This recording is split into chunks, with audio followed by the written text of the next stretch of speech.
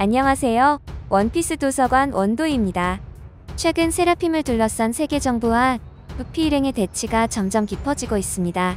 세라핌들의 전투력이 생각했던 범위를 넘어서는 모습을 보여주며 밀짚 모자 일행들이 고전하는 모습까지 보이기 시작하죠. 루피는 결국 다시 한번 기어픽스 니카를 꺼내야 하는 상황에 놓여 있다고 보이는데요. 저는 더 이상 니카의 강함에 대해서는 중요하지 않다고 생각합니다. 이미 니카가 강하다는 메시지는 충분히 전달했기 때문에 이제는 니카 각성의 페널티와 루피에게 전해지는 데미지에 대해서 오다가 우리에게 본격적으로 알려줄 것으로 보이는데요.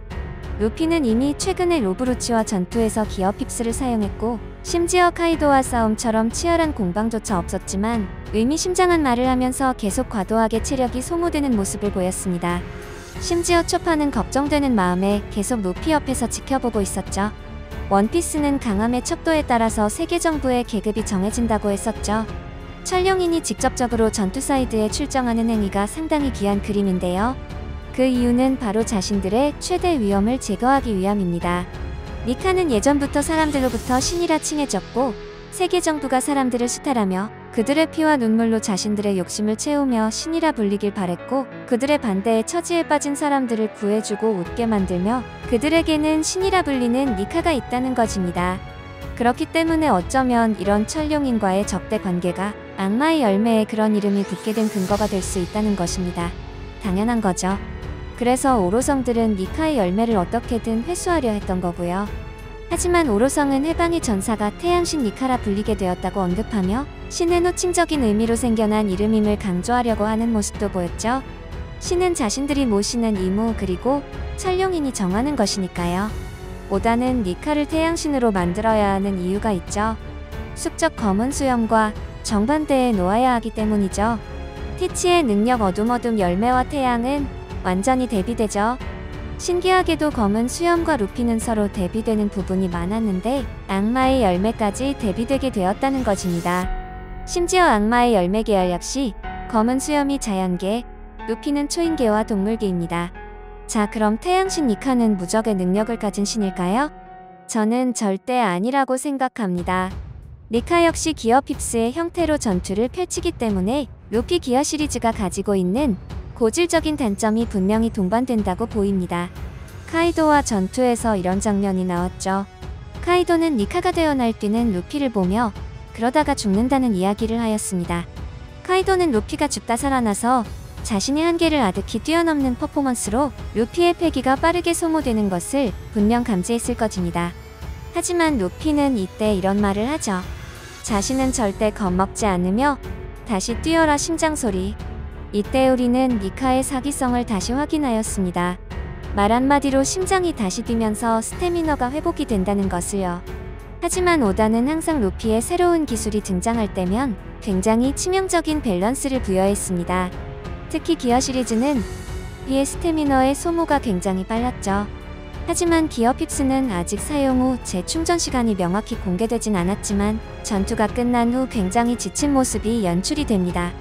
특히 처음에는 니카의 힘이 풀리자마자 아예 전투 불능이 된 것을 죽음의 위험조차 불사해가며 근성으로 겨우 다시 한번 발동해서 겨우 카이도를 쓰러뜨렸고 로브루치와의 전투에서는 니카 발동 후 로브루치를 여유롭게 농락해가며 아주 쉽게 이겼으나 풀리자마자 몇십 년은 늙은 금노아가 찾아옴과 동시에 체력이 전부 소모된 모습이 보였습니다. 상대가 강하든 자신이 얼마나 전투를 하든 일단 니카의 힘을 사용하면 이렇게 체력 소모가 심하다는 것입니다. 이것이 순수하게 체력만 소모되는 것이면 괜찮지만 인간인 루피가 태양신 니카가 되기 위해서 자신의 생명을 줄여가며 싸우는 것일지도 모른다는 것입니다. 결론은 기어픽스는 현재로서 가장 강력한 위력을 가지고 있으나 그만한 리스크를 감수하는 하이리스크 하이리턴인 기술이 되는 거죠. 게다가 또 하나의 큰 문제점이 있죠. 바로 자아가 침식되는 상태에 돌입한다는 것입니다. 이번에도 카이도가 루피와 전투에서 너는 누구냐는 이야기를 하죠. 마치 자신과 싸우는 사람이 이제까지 싸웠던 루피가 아닌 것처럼 당시에 우리는 조이보이의 재림이라고 모두가 환호했죠. 루피의 인격 자체가 급격히 즐거움을 주체하지 못하는 듯한 모습을 보이면서 평소에 루피에 비해 지나칠 정도로 많이 웃고 즐거워하며 심각한 전투에서도 웬만하면 항상 즐거워하는 모습을 보였습니다. 심지어 기어 핍스 발동 전까지만 해도 루피는 루치에게 앞뒤 가리지 않고 덤벼들 정도로 분노한 상태였지만 루피에게 밥을 준 아틀라스를 반파시킨 로브 루치와 싸울 때도 시종일관 웃으며 싸우는 모습이 포착되었습니다. 그리고 실제로 로드 투라프틸사 편 미카 설정화에서 동물계 각성은 초인계와 달리 동물의 의지가 능력자의 정신에 영향을 미치는 리스크가 있다고 언급되며 옥졸수들이 동물처럼 우둔하던 것을 예시로 들었습니다. 샤카도 동물계의 각성은 자아에 영향을 미치는 경우가 많으며 로브 루치가 예외적인 케이스인 것처럼 말을 하였습니다. 루피의 경우에는 모델이 된 동물의 신으로 불리우는 미카여서인지 옥졸수 같은 지능 하락은 없었고 여전히 본인을 루피로 인지하는 모습을 보였습니다. 카이도가 너는 누구냐는 질문에도 자신은 해적왕이 될 남자라며 제대로 답변을 하였습니다. 저는 이 정도까지 진행된 상황에서 과거 샹크스가 어떤 남자에 대해서 보고할 것이 있다고 오로성을 찾았을 때 그 남자가 저는 루피일 확률이 매우 높다고 보입니다. 이번 오로성이 루피가 있는 에그헤드로 오는 장면이 너무 확실시되는 장면으로 보입니다. 오로성이 니카를 눈앞에서 마주했을 때 어떤 이야기를 하게 될지 너무 기대됩니다. 오늘 영상은 여기까지입니다. 재미있게 보셨거나 재미없게 보셨다면 구독, 좋아요 부탁드립니다. 사랑한다고요.